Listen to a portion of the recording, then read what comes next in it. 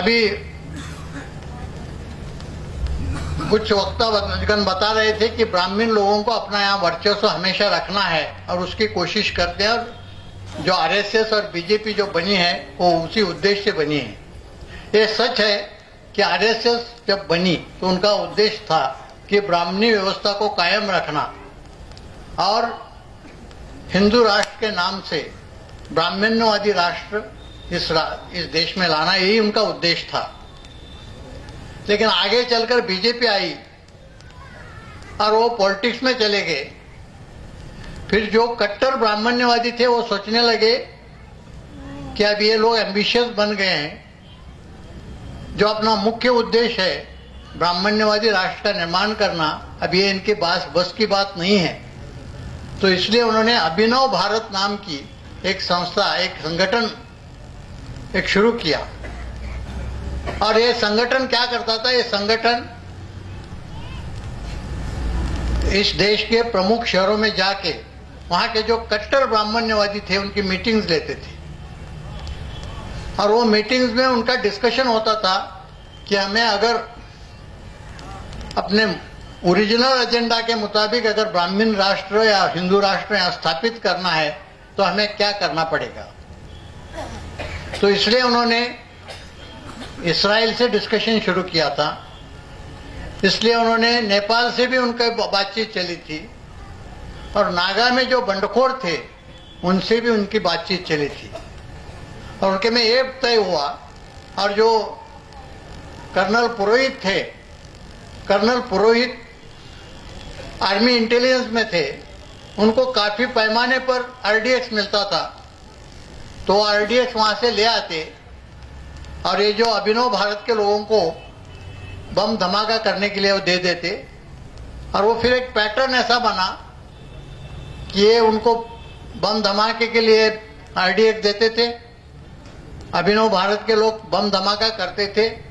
दूसरे दिन आईबी अलग अलग मुस्लिम संगठनों के नाम से उसे पब्लिसिटी देती थी, और जो मीडिया, जो ब्राह्मण्यवादी पूरी मीडिया है, उसे बहुत ज्यादा पब्लिसिटी देती थी। ये सिलसिला कई दिन तक चला रहा।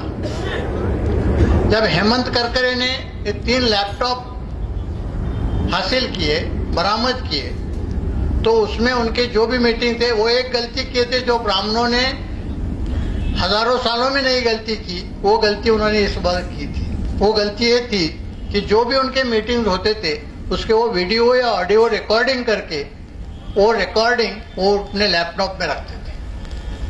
तो ऐसे 24 मीटिंग के रिकॉर्डिंग ये 3 लैपटॉप में थे। हेमंत करकरे क्या करते थे? हेमंत करकरे एक एक मीटिंग का जो ट्रांसक्रिप्ट है वो देखते थे, जिनके जिनकी शक्ल, जो भी बड़े बड़े नेता थे, पॉलिटिकल लीडर्स भी थे, रिलीजियस लीडर्स भी थे, बड़े बिल्डर्स और डायमंड मर्चेंट्स, ऐसे बड़े लोग भी उसमें थे। इंडिया के जितने इंपॉर्टेंट ब्राह्मणिस्ट लीडर हैं वो सबकी शक्लें उसमें थी। हेमंत करकरे एक क्लिप देखते थे और उसमें जिनके नाम थे उनको बुला के उनकी पूछताछ शुरू करते थे, इंट्रोगेशन शुरू करते थे। उन्होंने एक क्लिप देखी, दूसरी क्लिप देखी, तीसरी क्लिप देखी, ये सब लोग घबरा गए। और उसमें इतने खतरनाक इंफॉर्मेशन थी। उनका उद्देश्य भी स्पष्ट था। उनका उद्देश्य स्पष्ट था। एक ही मीटिंग का, अगर आप वक्त होगा मुझे वक्त देंगे, तो एक मीटिंग का मैं कुछ बौरा है 3 मीटिंग का उन्होंने ट्रांसक्रिप्ट किया। बाकी मीटिंग का करने के पहले उनको मारा गया। 24 मीटिंग का उसमें बौरा था। 3 मीटिंग का ट्रांसक्रिप्ट करके वो इंक्वायरी कर रहे थे, तब तक बॉम्बे अटैक हो गया और उनको मारा गया। तो उसमें कि 2008 जनवरी में फरीदाबाद में जो मीटिंग हो गई,